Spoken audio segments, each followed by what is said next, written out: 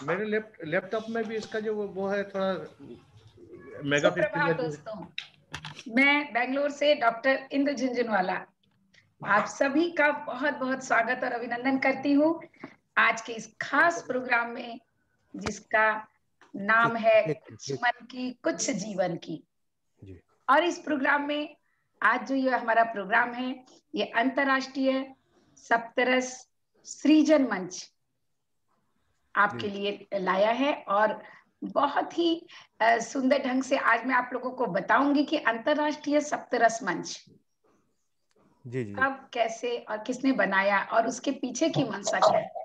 और जो उनको बनाने वाले जो हमारे संस्थापक हैं, अविनाश भटकर जी, जितना सुंदर लिखते हैं, जितना सुंदर गाते हैं, उतना ही सुंदर इनका दिल भी जैसे सोने जैसा है। क्या बात। और उसके साथ ही असर आशुतोष जी, वो जब अपनी कविता सुनाते हैं तो हम सब उसमें डूब जाते हैं। बहुत बहुत सुंदर गाते हैं और बहुत ही कोमल हृदय के, जिसको कहते हैं उस कोमल हृदय के व्यक्तित्व वाले व्यक्ति हैं। और ऐसे दो विशेष व्यक्तित्व ने बनाया अंतर्राष्ट्रीय सप्तरस मंच। तो आइए हम मिलते हैं अविनाश भटकर जी से और उनके बारे में जानते हैं। आप मध्य प्रदेश में रहते हैं और मध्य प्रदेश के कौन से शहर में रहते हैं? जबलपुर में रहते हैं, है ना? सही कह रही हूँ? जबलपुर के। और असर अभी आशुतोष जी जो हैं, वो असर नाम की एक ई पत्रिका भी नई उन्होंने शुरू की है।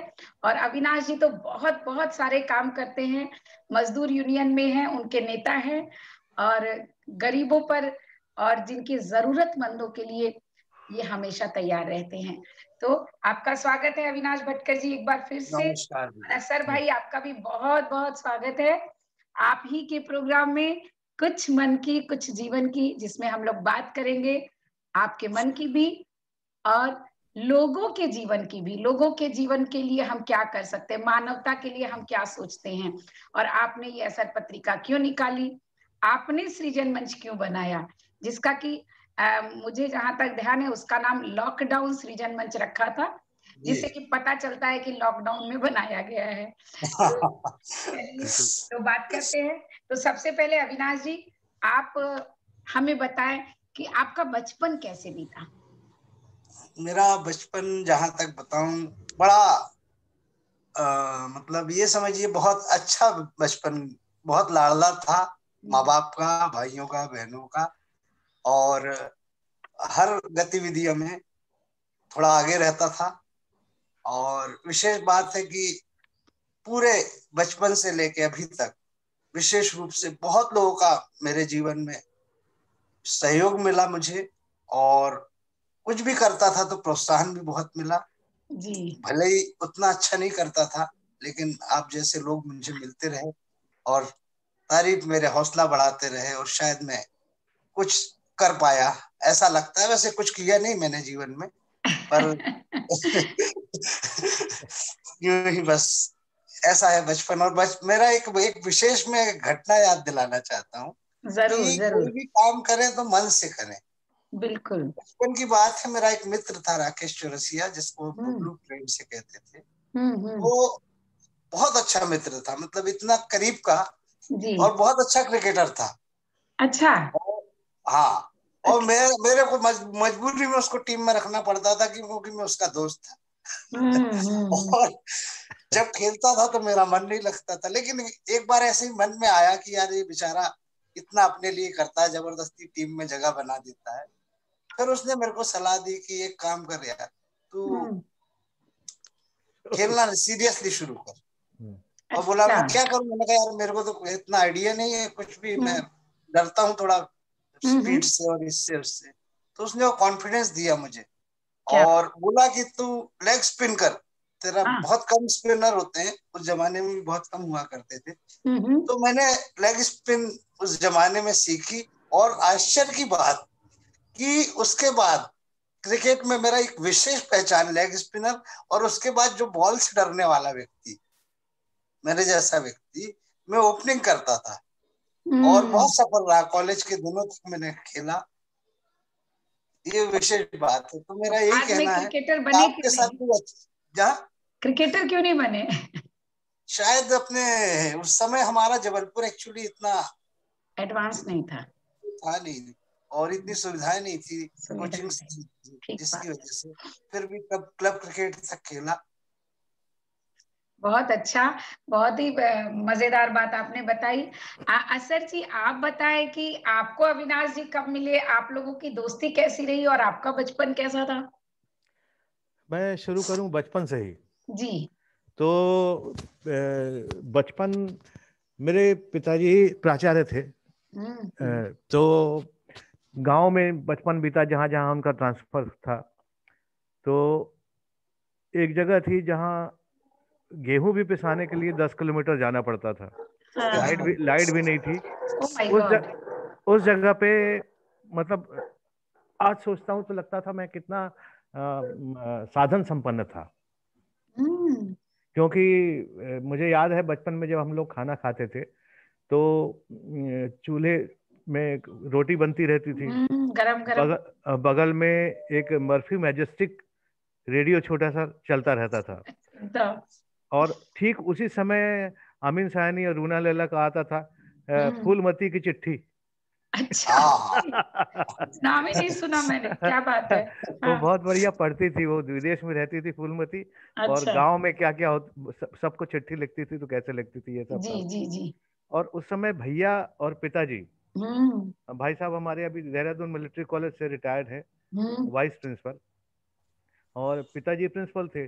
लेकिन उस गांव में भी, जहां शहर से काफी दूर, बिना लाइट के उस गांव में जितनी भी अपडेट पुस्तकें थी मेरे घर आती थी। तो दोनों में नए नए पुस्तकों के बारे में चर्चा होती थी, सब होती थी। तो वो हम लोग को घुट्टी की तरह मिली। क्या बात है। तो वो साधन आज हम मेरे पास नहीं है। जो उस समय मतलब पढ़ना नहीं पड़ता था, मिलता था। तो ऐसा बचपन बीता है। और पिताजी की रुचियों और भैया की रुचियों के कारण बहुत कुछ मिला। उनकी लाइब्रेरी थी, हम लोग को अलाउ नहीं था कि लाइब्रेरी छूते। तो हमने उनकी अलमारी के पीछे का पटिया निकाल के रखा था। तो जब मैं इस एज तक पहुंचा कि पुस्तक दी जा सकती, तो भैया ने बोला कि देना चाहिए कि पुस्तक इनको दें पढ़ने के लिए। तो वो बोलते थे कि ये पुस्तक पढ़ो, ये बहुत अच्छी है। तो मैंने बोला ये इसमें अच्छा नहीं लग रहा, दूसरा दे दो। बाद में उनको पता चला कि मैं अंदर हाथ डाल डाल के सभी पुस्तकें पढ़ चुका हूँ। क्या बात है, क्या बात। जैसे धीरे भाई ढूंढ रहे मिखाइल सोलोखो का, माइकल स्टफर, ये सब पुस्तकें जो है ना, पूरी लाइन से अनुवाद जितने भी मिले मुझको, मैं 8वीं 9वीं में पढ़ चुका था पूरे। क्या बात है, बहुत ही इंटरेस्टिंग। और बच्चन से लेकर शिव मंगल सिंह सुमन और वो सब, जयशंकर प्रसाद, जी खूब पढ़ा सबको। हाँ। उतना समझ में नहीं आता था, बाद में और समझ में आया। बाद में फिर आपने जब समझाया तो पूरा पूरा काफी आनंद आया। हमेशा ऐसे लोग मिलते रहे और इसी क्रम में आप भी मुझे मिली। और आपका जो जयशंकर प्रसाद की कामायनी पे जो इतना आनंद आया सुन के, लगातार सुनता रहा हूँ। मैं अभी भी प्रतीक्षारत रहता हूँ। तो अविनाश भाई से कब मिले? अविनाश भाई से काव्य गोष्ठियों के मतलब अच्छा। अंतराल में मुलाकात हुई, आज से लगभग 20 से 25 साल पहले। अच्छा, इतनी पुरानी दोस्ती है? हाँ है, बिल्कुल है। और 28 फिर हम लोगों ने एक ग्रुप बनाया था। तो मतलब आप लोग 25 साल से काव्य गोष्ठियां में मिलते रहे हो, मतलब काव्य गोष्ठियां करते रहे हो, क्या बात है। जी जी जी, लगातार गोष्ठियों में रहे। और छोटे छोटे कवि सब। ठंड के दिनों में एक नई चीज हम लोगों ने शुरू की थी कि मतलब एक मैदान में जगह जगह अलाव जलते थे और मंच पे कवि सम्मेलन चलता था जी। तो वो लोग हाथ सेकते हुए कवि सम्मेलन का आनंद लेते थे। क्या ये बात नई चीज थी। याद होगा अविनाश जी आपको भी, अलाव कवि सम्मेलन होते थे और छोटी छोटी गोष्ठियां होती थी। गोष्ठियां ही मुझे अच्छी लगती थी क्योंकि गोष्ठियों के माध्यम से ऐसी रचनाएं जो नई है और नया सृजन हम सामने रख सकते थे। कवि सम्मेलन में तो आज भी यही ट्रेंड है कि 2-4 कविताएं जो बहुत पॉपुलर हो जाती हैं वही सुनाई जाती हैं, मिलती हैं। बिल्कुल बिल्कुल। तो उसमें जो भी है उतना आनंद मतलब नहीं आ पाता। गोष्ठियों में और कवि सम्मेलन में फर्क है। गोष्ठियों में बहुत अच्छी और ताजा रचनाएं सुनने को मिलती हैं और थोड़ी साहित्यिक रचनाएं भी सुनने को मिलती है। बिल्कुल, क्योंकि जबकि कवि सम्मेलनों में ज्यादातर वो पुरानी घिसी पिटी हुई वही रचनाएं सुनाते हैं जो लोग, जिस पर लोग तालियां बजा सकें और वाह वाह कर सकें। अब तो रचनाएं ही नहीं होती, चुटकुले सुनाए जाते हैं। अब तो चुटकुले सुनाए जाते हैं, हास्य व्यंग के नाम पर भी चुटकुले ज्यादा होते हैं। रचनाएं मतलब उसमें साहित्यिक पुट जो होता है वो साहित्य कहीं खो गया है। बिल्कुल, निश्चित रूप से ये एक बड़ी मजेदार सी बात आपने बताई। बिल्कुल बिल्कुल। अब मैं तो दोनों जगह उपस्थित हैं हम लोग, इसलिए देखते ही रहते हैं। तो मैं तो कहूंगी कि आप लोग बहुत ही वरिष्ठ कवि हो गए, क्योंकि 25 सालों से तो आप काव्य गोष्ठियों में जा रहे हो। नहीं, पहली कविता मंच से मैंने 8वीं कक्षा में पढ़ी थी। अरे वाह, क्या बात है, बहुत खूब बहुत खूब। और अब स्वरचित। आप बोले तो मुझे भी याद आया, मैंने पहला गीत जो अपना स्वरचित था, भजन था, वो पहली बार मैंने स्कूल में अपने ये 9वीं कक्षा में हमने पढ़ी थी। और जब मैंने पढ़ी थी तो गाई थी, मतलब उसको तो जो हमारी कॉलेज की जो प्रिंसिपल थी डॉक्टर अन्नपूर्णा देव, उनकी तारीफ मिल जाए वो बहुत बड़ी बात होती है। उन्होंने मेरी पीठ ठोकी थी, उन्हें बहुत पसंद आया था। तो एक वो जो उत्साह है ना, बिल्कुल बिल्कुल, वो याद आता है। कहीं ना कहीं वो प्रोत्साहन आज भी महसूस होता है पीठ पे। और 9वीं कक्षा में मैंने एक नाटक लिखा था, हमारे लिए जो कि हमारे कॉलेज स्कूल में खिलाया गया था मंच पर। जी, उस समय मतलब स्कूलों में ऐसे शिक्षक भी हुआ करते थे जो इनकरेज करते थे। बिल्कुल बिल्कुल बिल्कुल। और स्कूल के मैगजीन में भी छपी मेरी कविता। बिल्कुल। तो उस समय वैसे होता था। अविनाश जी, आप कुछ कहना चाह रहे थे, अपनी कुछ यादें? हाँ, जहां तक लिखने की बात है तो शुरू में जब हम लोग बचपन में गणपति रखा करते थे मोहल्ले में, बच्चे मिलकर, और उस दौरान एक कार्यक्रम रखते थे सार्वजनिक रूप से, मंचीय कार्यक्रम। अच्छा, तो क्या उसमें बात है। यही थे, बिल्कुल सब बिल्कुल ऐसे 8-10 साल की उम्र से क्रम शुरू हुआ जी। तो कोई गाना गाता था, कोई डांस करता था जी। उस दौरान बड़ी मुश्किल से साधन मुहैया हुआ करते थे। और उस दौरान मेरा एक ये था कि मेरे को गाना बहुत पसंद था। इतना अच्छा गाता तो नहीं हूँ, लेकिन गाना बहुत पसंद था। तो उस दौरान में मुकेश का एक गाना गा दिया करता था साल में। क्या बात है। बहुत खूब, बहुत सुंदर। तो ये यादें ना बड़ी जो बचपन की होती है ना, अपने आप में ये सबसे बड़ा खजाना होती है। जैसे सारे खजाने लूट लो, इन यादों को ना लूटो कोई, ऐसा होता है। इतनी सुंदर यादें होती। तो उसके बाद आप छात्र यूनियन से आए क्या नेतागिरी में, या कैसे, क्या मतलब आप मजदूर यूनियन में कैसे पहुंच गए? एक्चुअली हुआ क्या कि जब सर्विस में आया तो यहाँ पे मजदूरों के हितों की लड़ाई के लिए क्या होता है, ट्रेड यूनियन का गठन किया गया है, इंटरनेशनल लेवल पे भी होता है। यस। तो चूंकि मेरे को थोड़ा इंटरेस्ट ज्यादा था इन सब चीजों में, तो मुझे ये दायित्व सौंपा कि आप यूनियन के आप ये महामंत्री बन जाइए। चूंकि एक्टिविटीज में था और एक अंदर से एक था कि कुछ लोगों के लिए करूं, तो उस हिसाब से मैं फिर इस काम में जुड़ा। और अच्छा लगता है जब किसी की समस्या हल होती है, किसी का कोई परेशानियां होती है तो उन्हें दूर किया जाता है। मैनेजमेंट से लड़ना पड़ता है, कभी लिखा पढ़ी करना पड़ती है, नियम कानून ये वो सब कुछ। तो कहाँ काम करते हैं, मतलब आप क्या करते हैं? एक्चुअली मैं फार्मासिस्ट हूँ। अच्छा। लेकिन हम यानी जिस संस्थान में काम करते हैं, मिनिस्ट्री ऑफ डिफेंस का, अच्छा, वहां पे हमारे मजदूर भाई काम करते हैं। अच्छा। और मजदूर भाइयों का एक रहता है कि वो डायरेक्ट मैनेजमेंट से बात नहीं कर सकते। वो हक हम लोग को होता है कि हम बिल्कुल बिल्कुल। जी बिल्कुल। समस्याएं तो उनके सामने रखें और कोशिश करते हैं कि सुलझे। वैसे ज्यादातर ये होता है कि अभी तक ऐसा ईश्वर का आशीर्वाद रहा है कि जिस काम में अपन ने कोशिश की तो लोगों का बहुत बढ़िया बात है। मतलब आप इस दृष्टि से आए कि चलो किसी की मदद, मतलब हम कर सके जो हम कर सकते हैं। और सबसे बड़ी बात है, एक मेरे को किस्सा याद आ रहा है आपकी बात पे, कि एक बार क्या हुआ कि हमारे कुछ दरबान भाई फैक्ट्री के विभाग के, तो उनको चार्जशीट मिल गई 14 नंबर में। 14 नंबर की चार्जशीट मतलब ऐसा होता है कि पनिशमेंट तय होता है, 2 इंक्रीमेंट चले जाएंगे, इतना नुकसान हो जाएगा। अच्छा अच्छा अच्छा। हाँ, और उसमें ये भी हो सकता है कि सर्विस से भी निकाला जा सकता है वो। अच्छा। हाँ, तो चूंकि मेरी उस समय यूनियन नहीं थी, दूसरी यूनियन उन्हें मना कर दिया, बोले अरे तुम लोगों ने बड़ा अपराध कर दिया, कुछ नहीं हो सकता। तो मैं एक दिन किसी गया, मेरे को पता चला, तो उनसे बात की। मैंने कहा क्या बात है? तो उन्होंने बताया कि ऐसा ऐसा हो गया, कोई हाथ रखने को तैयार नहीं, हम लोग को पनिशमेंट तय है। तब मैंने उनसे चार्जशीट की कॉपी ली, उसका अध्ययन किया, और सबसे बड़ी बात कि करीब 5-6 लोग थे, सभी बिल्कुल निर्दोष, और उनको कोई पनिशमेंट नहीं मिला, और बिल्कुल बेदाग आज सर्विस कर रहे हैं। क्या बात है, क्या बात है, बहुत तो आपकी भावना बहुत निर्मल थी ना, इसलिए किसी की मदद की भावना थी आपकी। क्या बात है, खासतौर पर प्रेजेंटेशन भी आपका बहुत अच्छा रहता है। हाँ, प्रेजेंटेशन भी बहुत अच्छा रहता है, ये बात भी बिल्कुल सही कही। आप क्या करते हैं, आप किस तरह से इन चीजों को देखते हैं असर भाई? मैं तो एक 9वीं क्लास में जब था तो फादर की डेथ हो गई थी। तो उसके बाद मेरी माँ और मैं संघर्ष में ही रहे। तो बहुत अर्ली एज में मैंने भी अपना कुछ ना कुछ करना शुरू कर दिया था। आप इकलौते बेटे थे? नहीं, 3 भाई थे, एक बड़े भाई तो बाहर थे। अच्छा। और 3 भाई और 3 बहन थी। तो बहन भी जो थी अभी प्रिंसिपल रिटायर हो गई हैं।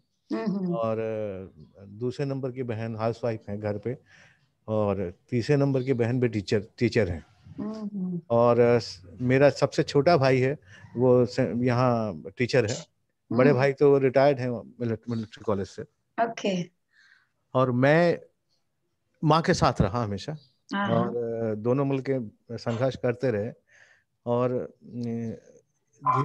पहले व्यापार किया, और फिर लिखना ही जानता था। अच्छा। तो पत्रकारिता में आ गया, और तब से लगातार पत्रकारिता को ही व्यवसाय बनाया हुआ है।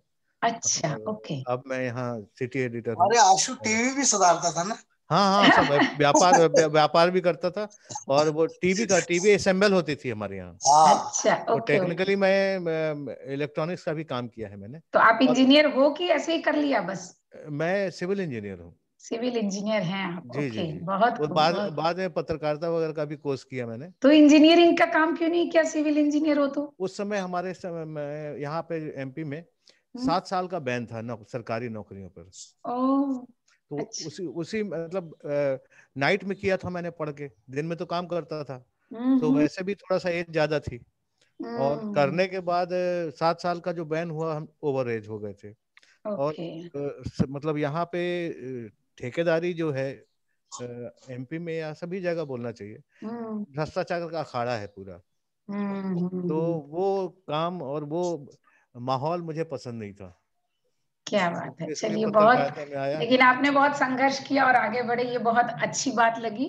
जी। और माँ के साथ रहे, और जी। आज पत्रकारिता में आपने खूब अच्छी धाक जमाई है अपनी। जी। जबलपुर में, या मैं कहूँ पूरे मध्य प्रदेश में। जी। तो और आपकी नई पत्रिका पूरे असर भारतीय, पत्रिका के लिए भी आपको बहुत बहुत अखिल भारतीय स्तर पे।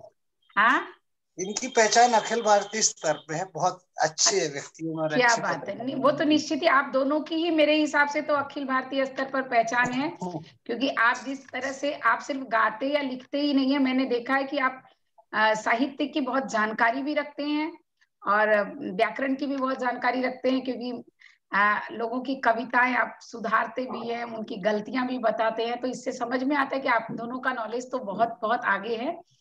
और पत्रकारिता के क्षेत्र में आपने इतना कुछ किया है, और तब से आपने उसको अपना मतलब एक व्यवसाय बना लिया, मतलब आप उसके प्रति पूरी तरह समर्पित हैं। तो ये बहुत अच्छी मुझे जिंदगी जैसी आपकी है वैसी चाहिए। मेरी कैसी है मुझे ही पता नहीं, मेरी जिंदगी कैसी है। इतने सारे वर्गों में, एक मिनट मैं बोलना चाहूंगा, इतने सारे वर्गों में और इतना सारा काम, और लोगों के हितार्थ और साहित्य की पुनर्स्थापना के लिए जनमानस मतलब आम जनों के बीच जो आप काम कर रही हैं, बहुत अच्छा कर रही हैं। और ये जो चीज है, ये काश हम लोग को सिर्फ यही करना होता। क्या बात। लेकिन आज यही करना नहीं होता है, क्योंकि जीवन में सारे पक्ष आपको लेके चलने पड़ते हैं। बेशक लगने वो हम भी लेके चल रहे हैं, परिवार है। और आपको बता दूं, मतलब दादी भी बन गई हूँ। हाँ, क्या बात है। अच्छा इंदु दीदी जी बोलिए। चूंकि आप तो हम लोग के बारे में पूछ नहीं है जी। और मैं चाहता हूं कि आप भी अपने बारे में थोड़ा लोगों को बताएं, क्योंकि बहुत से लोग हमारे ऑफिस में भी ऐसा होता है कि अक्सर मैं आपका जो कार्यक्रम कमायनी वाला सुनता था, तो हमारे ऑफिस वाले भी आपके फैन हो गए थे, बोले यार बहुत अच्छा बोलती है। हाँ, बहुत अच्छा लेकिन मेरे तो बारे में बताऊंगी ना तो अभी पूरे 1 घंटे और लग जाएंगे, नहीं, क्योंकि फिर भी थोड़ा मैं संक्षेप बोलती में हूँ तो बताइए। बहुत बोलती हूँ। नहीं, मेरे बारे में 2 लाइन में इतना बता सकती हूँ कि मैं बिहार की हूँ। वैसे हम बिहार कहाँ पे? के हैं, हमारे एंसेस्टर राजस्थान के हैं, लेकिन मेरी पैदाइशी पढ़ाई लिखाई सारी बिहार की है, पटना की। पटना। मैं हजारीबाग बिहार में रहा हूँ। मतलब अच्छा, ननिहाल है मेरा। ननिहाल है आपका। और मेरी शादी भागलपुर हुई थी। शादी के 1 साल बाद बेंगलोर आ गई और तब से बेंगलोर में हूँ। अब बेंगलोर आके 34 साल हो गए, 34 ईयर से बेंगलोर में हूँ। जी जी जी, अरे वाह, क्या बात है। एक लंबा बहुत बहुत लंबा सफर गुजरा है। बहुत सारे अनुभव जीवन के, छोटी छोटी उम्र में ही बहुत सारे अनुभव हो जाते हैं। आजकल का जीवन ऐसा ही है। बिल्कुल। और बस परिवार है हमारे घर में, 3 पीढ़ी है, अभी 4थी पीढ़ी भी आ गई। मेरी सास है, मैं बहू हूँ और मेरी बहू भी है। ठीक है। मतलब आपके सृजन का दौर पूरा बेंगलोर में आसपास ही था? हाँ, मेरा पूरा किस चीज का दौर? ये साहित्यिक सृजन वगैरह का। साहित्यिक सृजन में बचपन से करती थी। मैंने 8th स्टैंडर्ड से लिखना शुरू किया था और पढ़ना बहुत बहुत पढ़ा मैंने। मतलब 6 से 8 साल तक। जैसे आपने कहा ना कि आपके घर में लाइब्रेरी थी और छूने की इजाजत नहीं थी, लेकिन हमारे घर में भी लाइब्रेरी थी और वो खुली होती थी। एक पूरा कमरा लाइब्रेरी था और उसमें 8 वेद, मैं कहूँ 4 वेद और सारे 108 उपनिषद और बाइबल, कुरान, महाभारत, रामायण, मतलब कोई ऐसी साहित्य की किताब नहीं, कोई ऐसी धर्म की किताब नहीं। और अंग्रेजी की भी, जैसे बर्नार्ड शॉ और जितने भी थे, और हमारे जो चिंतक थे, राधा कृष्णन, नेहरू जी, मतलब जितनी आप बोल सकते हो, गांधी जी, सारी किताबें हमारे घर में मौजूद थी। ये मतलब बहुत अच्छा नींव बनी। बहुत अच्छी नींव बनी। और हमारे यहाँ कम से कम 5-6 पत्रिका आती थी, जैसे कि धर्मयुग आता था उस समय। धर्मयुग काफी फेमस था। कादम्बिनी, साप्ताहिक हिंदुस्तान, रीडर डाइजेस्ट, साप्ताहिक हिंदुस्तान आता था, सन्मति संदेश आता था, और साहसी बालक और बालिकाएं, वो छोटी छोटी किताबें होती थी। तो वो पढ़ पढ़ के साहस भी बहुत सीख लिया उस समय, डेयरिंग भी हो गए। तो हम लोग, और उसके बाद जब मैं पढ़ना शुरू किया ना, मैंने 8वें स्टैंडर्ड के बाद से, तो आपको ये बताऊं कि जब तक 10th में थी तो मैंने एक भी किताबें नहीं छोड़ी मेरी लाइब्रेरी की। कॉलेज में गई तो 1 साल में कॉलेज की पूरी लाइब्रेरी खत्म हो गई। कॉलेज जो लाइब्रेरियन का जो बाबू था, वो कहता था कि अब आपको कौन सी किताब दूं, आपकी सारी पढ़ी हुई है। और मैं सिर्फ पढ़ती ही नहीं थी, उनको पढ़ के उनके नोटेशंस भी लिखती थी। जो पंक्तियां अच्छी लगी, आपने जो भाव वो भी लिखती थी। ये बहुत अच्छी बात है। हाँ, तो वो तो, और मैंने बताया ही, मतलब 9th स्टैंडर्ड में मैंने 2-3 नाटक लिखे थे जो खेले गए, एकांकियां लिखी थी जो कि स्कूल में भी खेले गए, बाद में कॉलेज में भी मेरे एकांकी वगैरह खेले गए। गीत और भजन हम बचपन से लिखते थे, क्योंकि हम धर्म में ज्यादा थे। हमारे यहाँ जैन धर्म का चलन था, तो हम भजन बहुत गाते थे सुबह शाम। हमारे घर में वो ट्रेंड था, तो उसके चलते हम भजन लिखना शुरू कर दिया था हमने बहुत जल्दी से। तो बहुत सारे भजन जो हमने बहुत लिखे उस समय। और ज्यादातर वो निश्चित ही फिल्मी राग पर होते थे उस समय के। तो लिखने का दौर उसी समय से शुरू हो गया था। और आप मिले ही हैं डॉक्टर अमरनाथ अमर से, वो इस मामले में हमारे गुरु बन गए। हमारे पिताजी के बाद बड़े भाई का स्थान जो है वो वहां पर गुरु और बड़े भाई के स्थान में थे। तो उनसे हमने बहुत कुछ सीखा साहित्य के बारे में, क्योंकि वो कविता लिखते थे और आकाशवाणी में भी उनका प्रोग्राम वगैरह करते रहते थे। तो वहां से, और साहित्य के प्रति इतनी रुचि बढ़ गई ना, दर्शन में तो रुचि बचपन से ही हो गई अपने पिता के कारण, क्योंकि मेरे पिताजी बड़े दार्शनिक किताबों को पढ़ते थे और काफी कुछ जानते थे। मेरे पिताजी को इनफैक्ट, आपको पता है, सारी गीता और रामायण सारे दोहे याद हैं टोटल संस्कृत के, और वो पूरे हिंदी में करके बताते थे हम लोगों को। क्या बात संस्कृत हमने कभी पढ़ी नहीं, लेकिन आप संस्कृत का कुछ बोलोगे तो मैं आपको उसका हिंदी भावार्थ जरूर बता दूंगी। बिल्कुल बिल्कुल। तो ये वाली बात हो गई थी। तो बस इस तरह से हमारा जीवन बीता, और लिखती तो थी ही, पढ़ती भी थी। तो जब एमए पढ़ रही थी तो शादी हो गई, लेकिन मैं लिखना नहीं छोड़ा, मैं रेगुलर लिखती रहती थी। ये और बात है कि मैं स्वांतः सुखाय के लिए लिखती थी, तो बहुत ज्यादा शुरुआत यहीं से होती है हमेशा। और वो सारा अभी ये 4 सालों से मैंने मतलब बाहर आई हूँ कि अब बच्चे बड़े हो गए, शादी हो गई, चलो थोड़ा फ्री हूँ, तो थोड़ा सा अब समाज की ओर अपने आप को मोड़ो। वो वानप्रस्थ वाली उम्र आई ना, तो मैं वानप्रस्थ की उम्र पे मैं समाज की ओर मुड़ी हूँ। अच्छा, तो समय भी हो रहा है। एक सवाल मैं आपसे पूछना चाहता हूँ। जरूर जरूर पूछिए। कि जब अमरकांत जी को, जब अमरनाथ अमर जी नहीं, अमरकांत जी कहानीकार। अच्छा, ओके, अमरकांत जी, हाँ बोलिए। तो जब उनका साहित्य अकादमी पुरस्कार मिला था, तो पत्रकारों ने उनसे क्वेश्चन करना शुरू किया, तो उन्होंने पत्रकारों से बोला कि अब बस कीजिए, मुझे जाना है, अगले हफ्ते घर में राशन के लिए जद्दोजहद करनी है। क्या बात है। तो हिंदी साहित्य की जो दशा है अभी, जबकि अंग्रेजी जो साहित्य है उसके लिए, उसमें आय अच्छी हो जाती है। हाँ, ये बहुत बड़ा दुर्भाग्य इस अंतर को आप कैसे देखती हैं? नहीं, इसको कैसे देखती हूँ, और वास्तव में क्या हिंदुस्तान में, वो भी हिंदुस्तान में ही ज्यादा है। मैं बताऊं, बाहर हिंदी की बहुत पूछ है, लेकिन हिंदुस्तान में इसके होने का जो सबसे बड़ा कारण जो है वो ये है कि हम सालों से गुलाम रहे हैं, अंग्रेजों के गुलाम रहे, उसके बाद मुगलों के, उसके पहले रहे। तो आप समझ लो कि हमारा जो इतिहास है ना, 500-700 साल से वो गुलामी और झगड़े, 1900 में, सन 900 ईस्वी, 708 ईस्वी के बाद से ही जो बाहर विदेशी आने लगे, उनके आक्रमण होने लगे, और उसके बाद मुगलों ने तो पूरा अपने पंजे में ले लिया भारत को, और उसके बाद अंग्रेज, ब्रिटिश आए तो अंग्रेज आए।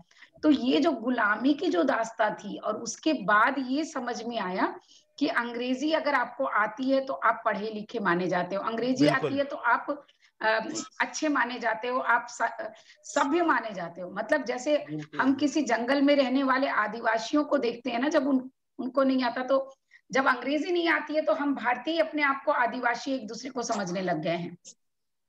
ये भारत का दुर्भाग्य इसलिए हुआ क्योंकि होता है ना, गुलामी की जब आदत लग जाती है ना, तो वो फिर वो आप ना उसको तोड़ना बड़ा मुश्किल होता है, उस सर्कल को।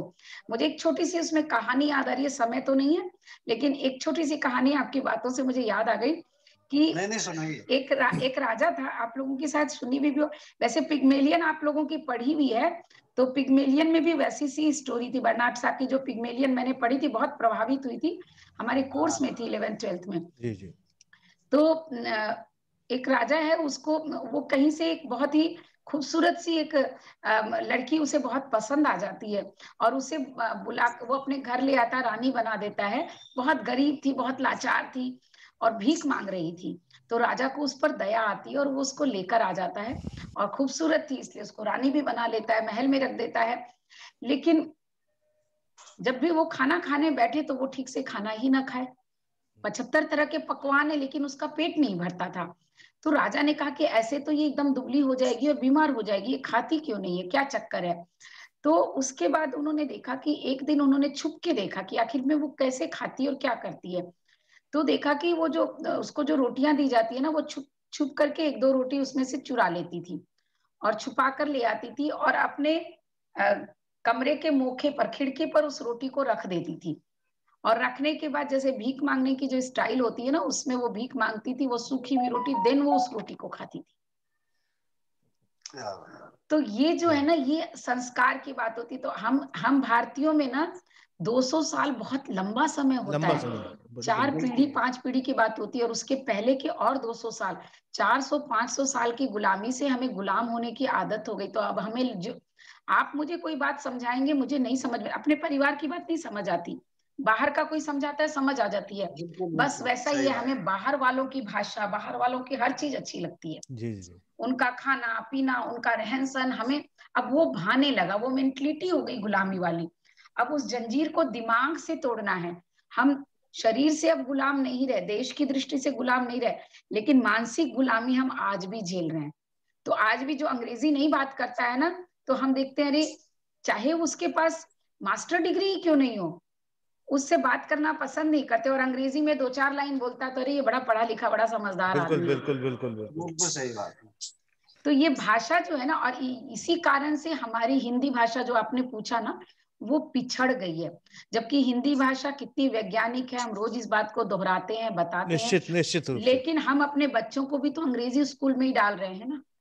बिल्कुल तो अंग्रेजी स्कूल में डाल रहे हैं तो वहां उनको अंग्रेजी की महत्ता समझ आती है, और फिर जब हम उनसे कहते हैं हिंदी बात करने, तो वो ये कहते हैं आप थोप रहे हो। बिल्कुल बिल्कुल सही बात है। तो वहां वो हम लोग तो मानसिकता में थे, उनकी पढ़ाई हमने वैसे की कि वो अंग्रेजी के पक्षधर बन गए, और फिर उनको लगने लगा कि हम अपनी हिंदी, हम भाषा की बात करके कहीं ना कहीं भेद की बात कर रहे हैं, भाषा में क्या है। तो इसलिए अभी मुझे ताज्जुब होता है, जैसे आपने पूछा कि मुझे एक बहुत पढ़े लिखे व्यक्ति मिले थे, तो मैंने कहा कि हिंदी की बात जब मैंने की कि मैं हिंदी भाषा के लिए कुछ करना चाहती हूँ, तो उन्होंने कहा हिंदी में क्या कर लोगे आप, अब हिंदी में वैसा साहित्य कहाँ लिखा जाता है। तो मैंने कहा कि जो अब लिखा जाता है ना, वो पहले नहीं लिखा जाता था। अभी हिंदी का साहित्य इतना समृद्ध, इतनी सुंदर चीजें लिखी जा रही हैं, इतना अच्छा लिखा जा रहा है, लेकिन वो लोगों तक पहुंच ही नहीं रहा है। बिल्कुल बिल्कुल। और मेरा यही प्रयास है, और आप लोगों को पता है कि अभ्युदय खोलने के पीछे भी मेरा यही प्रयास था। बिल्कुल, ये संतोषी देती है भारत की भाषा, मैं सिर्फ हिंदी की बात नहीं करी, भारत की हर भाषा बहुत समृद्ध है। बेशक आप बेशक। तमिल का साहित्य सबसे पुराना और इतना समृद्ध है। बिल्कुल बिल्कुल। तो उनका कल्चर भी, और तमिल की और संस्कृत की तो बात ही क्या है।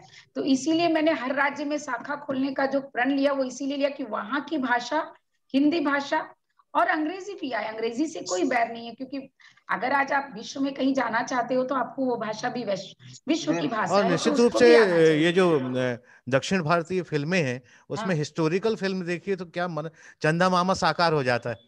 बिल्कुल बिल्कुल।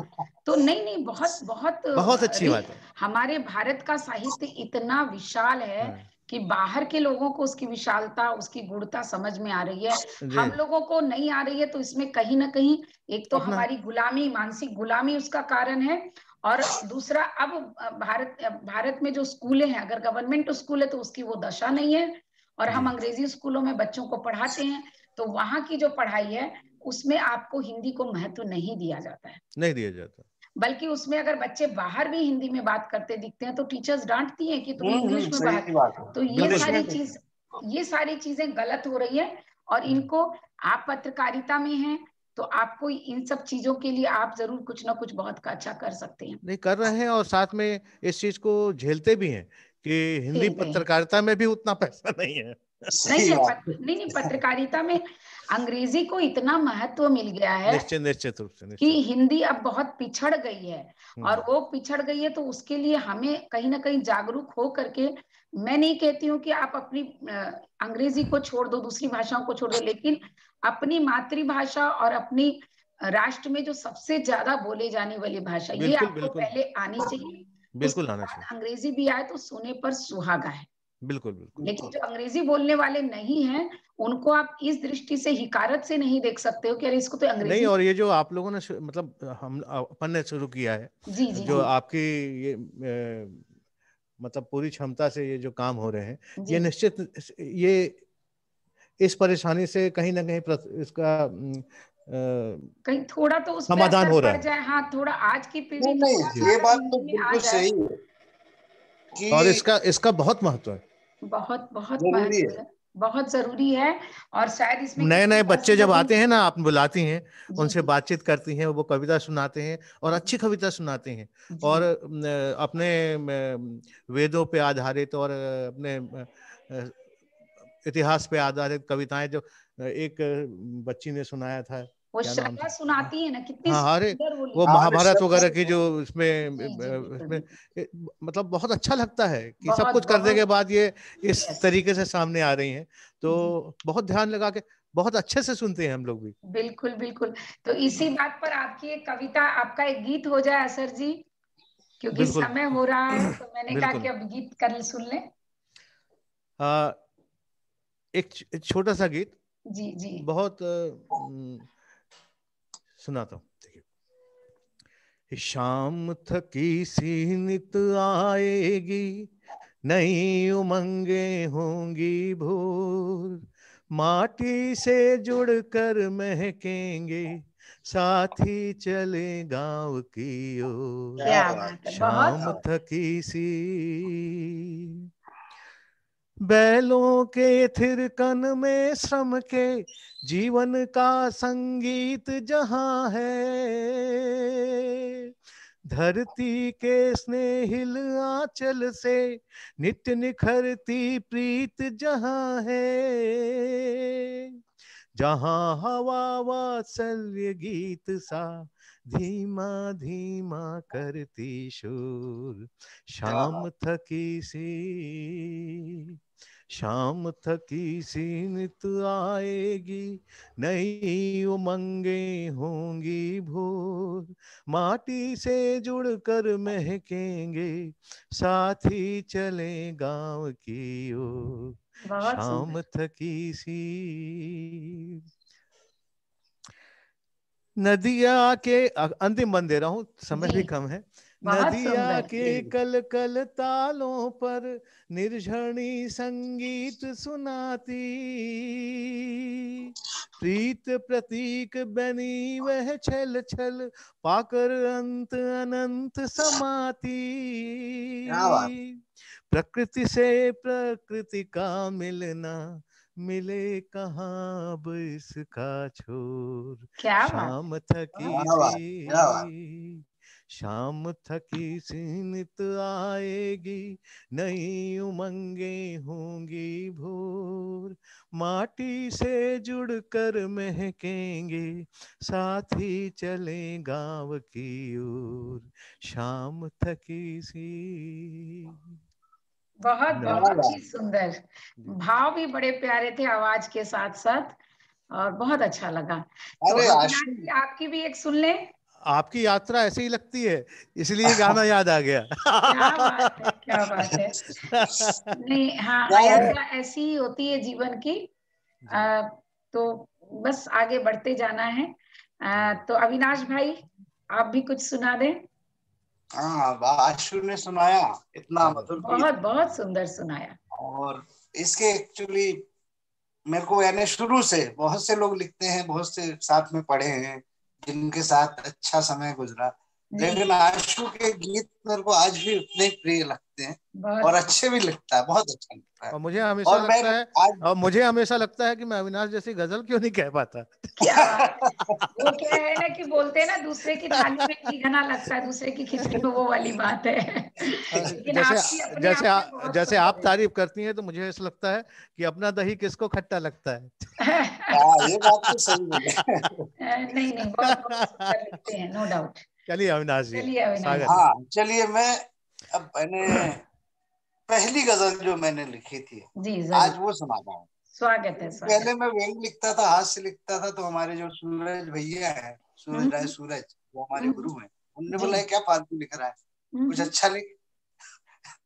तब मैंने ये पहली बार गजल लिखी थी। क्या बात और आश्चर्य की बात की मुकम्मल थी, मैं खुद कुछ भी नहीं जानता था गजल के बारे में। नहीं, अगर गा करके आप लिखो ना, जो भी छंद लिखते हो उसमें आप मुकम्मल हो जाती है वो। और वो सबसे बड़ी बात है, वो लिखने की प्रेरणा मेरे को मिली, हमारे यहाँ एक सात जबलपुरी बहुत बड़े शायर थे, जी जी, और उन्होंने पंकज अपना चंदन दास ने उनकी एक गजल गाई थी, तन्हा न अपने आप पास में पाइए जनाब, मेरी गजल को साथ ले जाइए। तो मेरे दिमाग में वही धुन बैठी थी, तब मैंने वो गजल लिखी थी। बहुत सुंदर। तो लीजिए सुनिए। जी, स्वागत है। जब भी गिरा है आंख से आंसू मेरे सनम, क्या बात। जब भी गिरा है आंख से आंसू मेरे सनम, ऐसा लगा के दर्द ने फिर ले लिया जन्म। वाह वाह, क्या बात है। ऐसा लगा कि दर्द ने फिर ले लिया जन्म। वाह वाह वाह। जब भी गिरा है, जब भी गिरा है आंख से आंसू मेरे सनम, ऐसा लगा कि दर्द ने फिर ले लिया जन्म। बहुत सुंदर। जब से मेरे सनम मेरे नजदीक आ गए, जब से मेरे सनम मेरे नजदीक आ गए, दिल खुश है जमी पर नहीं पड़ते मेरे कदम। क्या बात है, बहुत सुंदर। क्या बात है, बाबा। जमी पर नहीं पड़ते कदम, बहुत सुंदर। आँखों के रास्ते आके तू दिल में समा गया, आँखों के रास्ते आके तू दिल में समा गया, परदेस जाके दिल पे न ढाना हंसी सितम। क्या बात है, वाह वाह। जाके दिल पे न ढाना हंसी सितम। वाह वाह वाह। उसी समय मैंने पहले ही गजल में एक नया शब्द डाल दिया था जो कि हिंदी का नहीं है, प्रयोग हो गया था जी।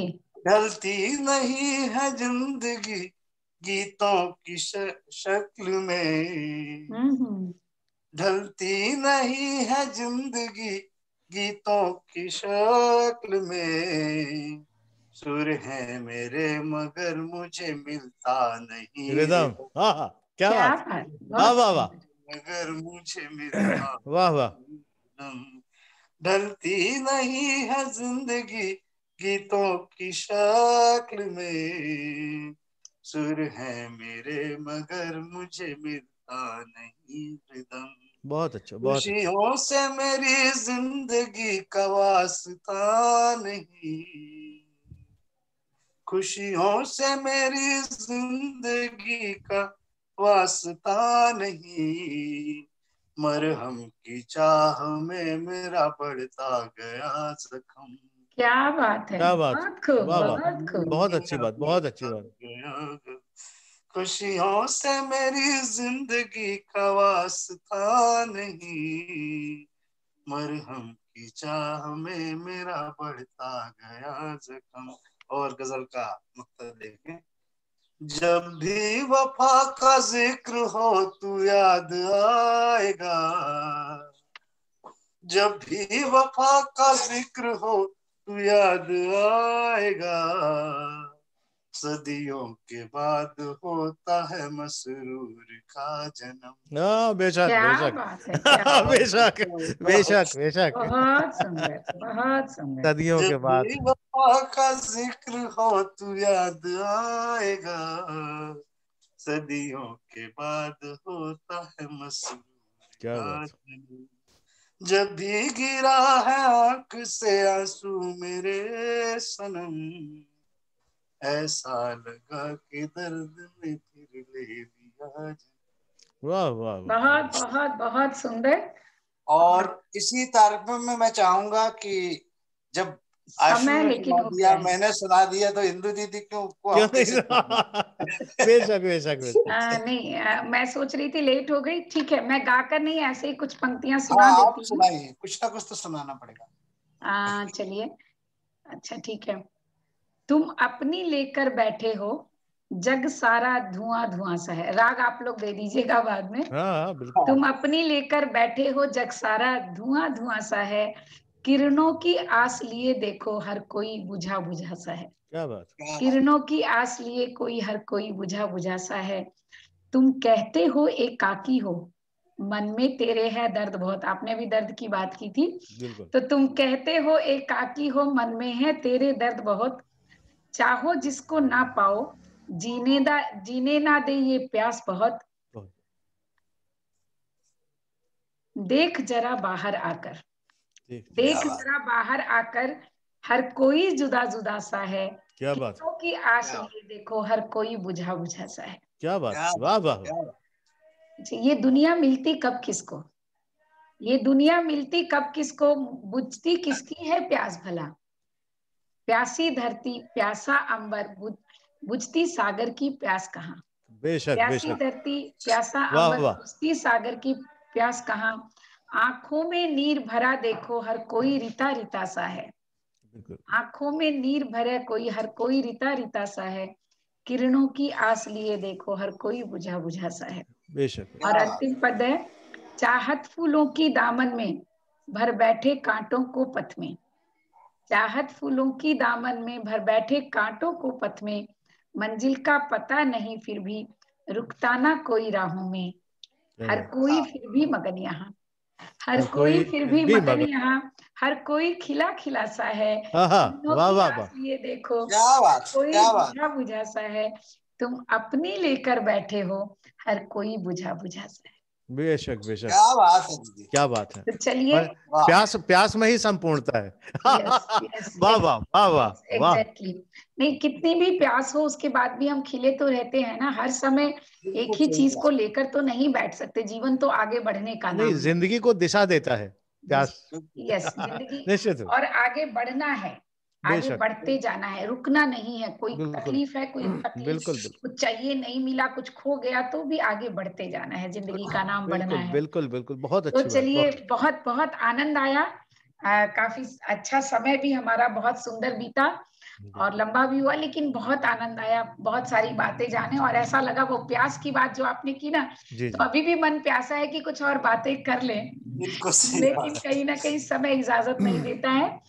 तो आप लोगों का बहुत बहुत धन्यवाद अविनाश भाई और आपको मैं एक बार एक मिनट रोकना चाहूंगा। जी जरूर। कि सबसे पहले तो आपको इस शानदार परिकल्पना को साकार करने के लिए, और ये पहला आज आपने शुरू किया है सप्तरस में छुए कार्यक्रम, बिल्कुल, उसके लिए बहुत बहुत बधाई, बहुत बहुत बधाई। निश्चित, बिल्कुल नहीं कहूंगा, नहीं, धन्यवाद तो आपको दूंगी, आपने मुझे सप्तरस में जोड़ा, और धन्यवाद बिल्कुल अपन एक दूसरे को नहीं देंगे। अच्छा चलिए, धन्यवाद क्योंकि बहुत पराया कर देता है, और ये कहीं ना कहीं मार्गदर्शन आप ही का है। चलिए ठीक है, कोई बात नहीं, कोई बात। और ये कार्यक्रम इसी तरह चलता रहे, जरूर आते रहे, इसी तरह ये। ओके, धन्यवाद। चलिए फिर धन्यवाद नहीं देना है।